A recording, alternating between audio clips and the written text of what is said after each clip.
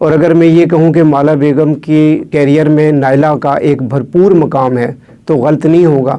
यही वजह है कि जब माला बेगम ने शादी के बाद जब उनके यहाँ बेटी की पैदाइश हुई तो उन्होंने इस मशहूर फ़िल्म के नाम पर अपनी बेटी का नाम भी नायला ही रखा और वो हयात हैं। अभी आगे चलकर हम उनके कमेंट्स, उनका इंटरव्यू भी आपके सामने पेश करेंगे। अगर हम माला बेगम के दीगर गीतों का जिक्र करें तो फ़िल्म आदिल में उनका सुपरहिट गीत शमा का शोला भड़क रहा है, दिल परवाना धड़क रहा है, रंग बदलती रात बड़ी रंगीन है, हाय बड़ी संगीन है, ये भी बड़ा हिट गाना है। और फिर फ़िल्म साज, अदाकार, हिदायतकार रंगीला की फ़िल्म, अगर रंगीला ही उसका नाम था, उसका जिक्र करें रंगीला का, तो इस फिल्म का सुपरहिट गाना किसने तोड़ा है दिल हुजूर का, किसने ठुकराया तेरा प्यार। किसने तोड़ा है दिल हुजूर का,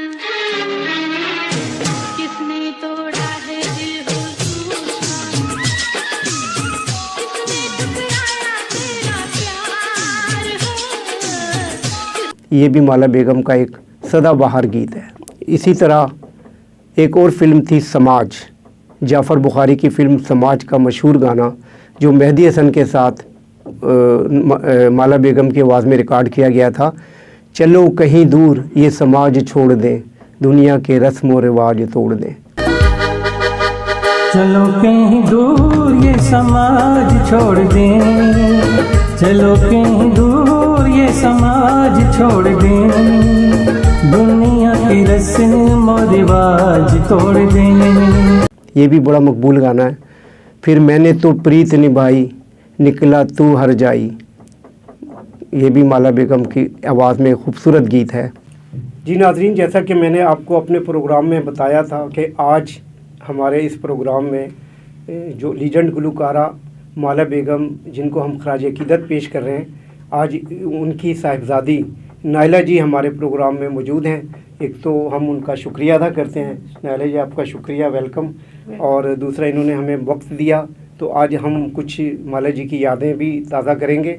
सबसे पहले तो आप ये बताइए कि आपको मतलब अपनी वालदा के हवाले से कोई ऐसी गोल्डन मेमोरीज़ में क्या चीज़ ऐसी है जो अभी तक याद है?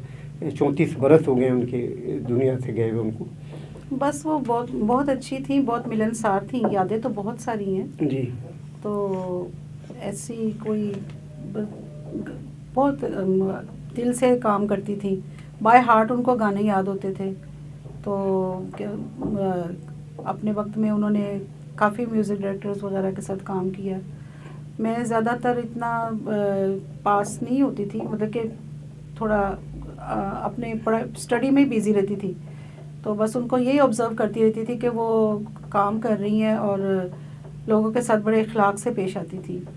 यादें बस, और क्या है। अच्छा, उनके हवाले से जैसे गूगल पर उनका नाम नसीम लिखा हुआ है, तो आप एग्री हैं कि यही उनका नाम था? उनका नाम है नसीम बेगम, असल नाम जी, तो फिल्मी नाम है माला बेगम जी। ठीक तो है। बहुत सारे लोगों ने ये इस तरह लिखा माला नाजली। नाजली उनका नाम नहीं था, नाजली उनकी खाला जो थी बड़ी सिस्टर, हाँ जी, शमीम नाजली, पाकिस्तान की वाहिद लेडी कंपोजर, उनका नाम था शमीम नाजली। ठीक है। तो वो लोग गलती से उनका नाम के साथ उनका अटैच कर देते हैं। अच्छा, आप उनकी जो गूगल पर डेट ऑफ बर्थ है उसके हवाले से भी कुछ तहफ़्फ़ुज़ात का इज़हार कर रही थी। असल में क्या आपके ख्याल में क्या उनकी डेट ऑफ बर्थ है? वो मैं अपनी वालदा से यही सुनती थी कि वो कहती थी कि जब पार्टीशन हुई थी तो वो 6 माह की थी जी। 1947 में वो पैदा हुई हैं। अच्छा, 46 ही लगा लें। हाँ जी, 47 के इब्तिदाई दिनों में, क्योंकि अगस्त में पाकिस्तान बना है, तो अगर वो 6 महीने की थी तो इसका मतलब है जनवरी फरवरी में उनकी पैदाइश बनती है 1947 की। अच्छा, तो ये बताएं कि मतलब आपने तो जैसे कहा कि वो आप अलहदा होती थी, फिर भी आप अपनी जब स्टडी के दौरान जो आपकी कुलीग्स थी, सहेलियाँ थी जो आपकी कॉलेज लाइफ में या स्टूडेंट लाइफ में, वो आप जब आपकी वालदा साहबा का जिक्र आता था तो क्या आपकी फीलिंग्स होती थी? वो किस तरह आपको मतलब है वो करती थी? बहुत प्राउड फील करती थी मैं, एक फ़ख्र होता था। तो बहुत अच्छी मेरी दोस्तें थी, बड़ा पसंद करती थी अम्मी को, मेरी वालदा भी, बस ऐसी लाइफ थी। अच्छा, तो उसके बाद यानी एक अरसा हो गया, आप तो खैर घरेलू खातून मंजर आम पर नहीं आई, तो जिस तरह बाकी सिंगर्स हैं, बाकी जो गुलकार या दूसरे लोग हैं जो भी फिल्मी शख्सियात हैं, सकाफ़ती शख्सियात, तो आपने अपनी वालदा के लिए कोई आगे चलकर कुछ नहीं सोचा कि इनका नाम जिंदा रखने के लिए कोई ऐसा सिलसिला किया जाए, कोई तकारीब, कोई अवार्ड शो, कुछ इस तरह की चीज़ें? जी, वो ऐसे है कि जब मेरी वालदा ज़िंदा थी तो बीमार रहती थी काफ़ी, उनको फॉलिश का अटैक हो गया था, तब मेरी शादी हो चुकी हुई थी। तो जी। फिर उन्होंने, शौक़ तो मुझे था सिंगिंग का, उन्होंने फिर मुझे इजाज़त दी कि तुमने अगर करना सीखना है तो सीख लो, कभी काम आएगा। तो मैंने थोड़ा सा सीखा, फिर तो उसी दौरान टीवी के भी 2-3 प्रोग्राम्स मिले किए। फिर बच्चों की मसरूफियत इस तरह से हो गई कि मैंने बिल्कुल छोड़ दिया। उसके बाद मैंने कोई नहीं, हाँ ये मेरी ख्वाहिश ज़रूर है कि उनके लिए कोई ट्रिब्यूट पेश किया जाए, उनके लिए कोई अवार्ड शो किया जाए, ताकि उनका भी आगे खराज तहसीन हो। अक्सर टीवी वगैरह पे भी प्रोग्राम्स चलते हैं और अवार्ड शोज़ होते हैं, उनके सॉन्ग्स चलाए जाते हैं, लेकिन कोई इतना ख़ास कोई नाम तक नहीं लेता, हालांकि वो इतनी बड़ी गुलकारा थी। तो मैं चाहती कि उनकी भी दोबारा से एक याद दहानी हो। वैसे तो वो सबके लिए दिलों में जिंदा है, याद हैं। जी जी। ये बताएं, आपके तो बहुत सारे उनके गाने सुपर हिट हैं, आपको कौन से उनके ऐसे 2-4 नगमात जो बहुत ज़्यादा पसंद हैं? मुझे तो उनके तकरीबन सभी गाने पसंद हैं, ऐसा कोई नहीं है कि जो ना पसंद हो। मोस्टली उनका एक ना आए आज भी तुम क्या ये बेरुखी कम है, और एक वो अकेले ना जाना, और एक और गाना है अभी मेरे माइंड में नहीं दिल देता है रो रो दिल देता है रो रो दुहाई, ना आए आज, यही वाला ना आए आज भी तुम, ये मुझे बहुत उनका पसंद है। पंजाबी सॉन्ग्स भी उनके बहुत अच्छे थे। जी जी। तो बस वो अपने आप में आप ही मिसाल थी। अच्छा, एक बात बताएं कि हुकूमती शख्स जैसे सतह पर जो हमारे लीजेंड इस तरह के सिंगर्स हैं, उनको किसी को प्राइड ऑफ परफॉर्मेंस दिया गया, कोई तमगा इम्तियाज़ किसी को दिया गया, तो आपकी वालदा के हवाले से किसी शख्सियत ने कोई रब्ता नहीं किया आपसे? बिल्कुल भी नहीं। मैं बल्कि चाहती हूँ कि उनको प्राइड ऑफ परफॉर्मेंस उनको मिले। तो देखें, अभी तक तो नहीं किसी ने मेरे साथ रब्ता किया ऐसा। इसके लिए आप लोगों को खुद कोशिश करनी पड़ेगी, क्योंकि हमारा बदकिस्मती से मुल्क ऐसा है कि जो लोग नज़र आ रहे होते हैं बस उन्हीं के हवाले से सारे वो होते हैं। तो इंशाल्लाह हम भी कोशिश करेंगे, क्योंकि माशाल्लाह आपकी जो वालदा थी एक बड़ा नाम थी, बड़ी शख्सियत थी। उनके हवाले से कोई और ऐसी चीज़ जो आप हमारे देखने वालों के साथ शेयर करना चाहें? बस वो यही है कि वो बड़ी सईदी थी, सिंपल सी थी, एक सिंगर तो वो थी ही, शोबिज़ में उनका बड़ा नाम था, उन्होंने ग्लैमरस भी बहुत था, लेकिन जब वो घर आती थी तो घर में बिल्कुल घरेलू खातून की तरह होती थी, पता ही नहीं चलता था ये शोबिज़ से इनका ताल्लुक है। खाना इतना बेहतरीन बनाती थी, जिस तरह वो गाती थी उससे भी अच्छा खाना भी, अच्छा माशाल्लाह खाना बहुत अच्छा बनाती थी। मुझे मेरे गुड़िया वगैरह के लिए कपड़े सी के देने हैं, और सबका बहुत ख्याल रखती, बहुत केयरिंग पर्सन थी वो। जी जी। और बहुत जॉली तबीयत की भी थी। तो एक उनके हमारी मुल्क की वाहिद एक बड़ी नामवर अदाकारा जो अल्लाह पाक को उनके रहमत फरमाए, शमीम आरा जी, मैं तो उनको आंटी कहती थी, आंटी शमीम आरा। तो वो उनके साथ वो बेस्ट फ्रेंड थी उनकी। हाँ जी, वो नाइला फिल्म के सारे गाने उनके सुपर हिट हैं। इवन के जब मेरी अम्मी की डेथ हुई है तब भी वो उधर ही मौजूद थी, मतलब कि नहलाने वाली तो आई थी साथ, उन्होंने ही सारा काम किया। अच्छा। इतनी मोहब्बत थी उनसे। और नूर जहाँ भी आई थी उनकी इयादत के लिए, मैडम नूर जहाँ और मसूद राना, ये सब।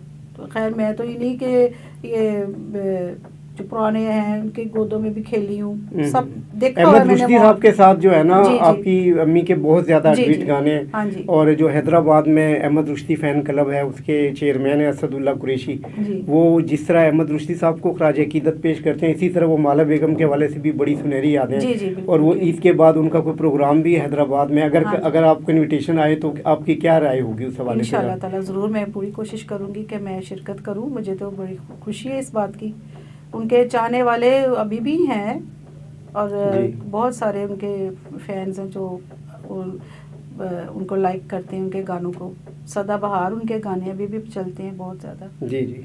तो अब चूँकि आज 6 मार्च को उनकी बरसी है जी, तो आप उस हवाले से क्या कहेंगी उनके लिए? हम तो दुआए मग़फ़रत करेंगे, और इसके अलावा और क्या उनके लिए हम गुलाहे अक़ीदत पेश करें? बस यही है कि उनको याद रखा जाए, और उनका जब 6 मार्च बरसी आती है तो मीडिया में भी याद रखा जाए। वैसे तो वो उनके लिए मैं यही होता है कि मग़फ़रत के लिए दुआ इंसान करता है, और सदका खैरात वही जो भी औलाद का जो फ़र्ज़ है, बस यही। और मीडिया का काम है कि उनका काम को बताएं कि उन्होंने ये काम किया था, जी, जी। ये आज ये हस्ती इस तरह थी।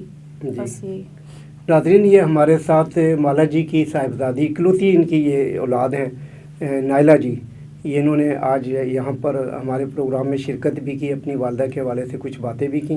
हम इनके शुक्रगुज़ार हैं और इस दुआ के साथ कि अल्लाह पाक माला बेगम को जन्नतुल फिरदौस में जगह अता फरमाए, उनकी मग़फ़िरत करे।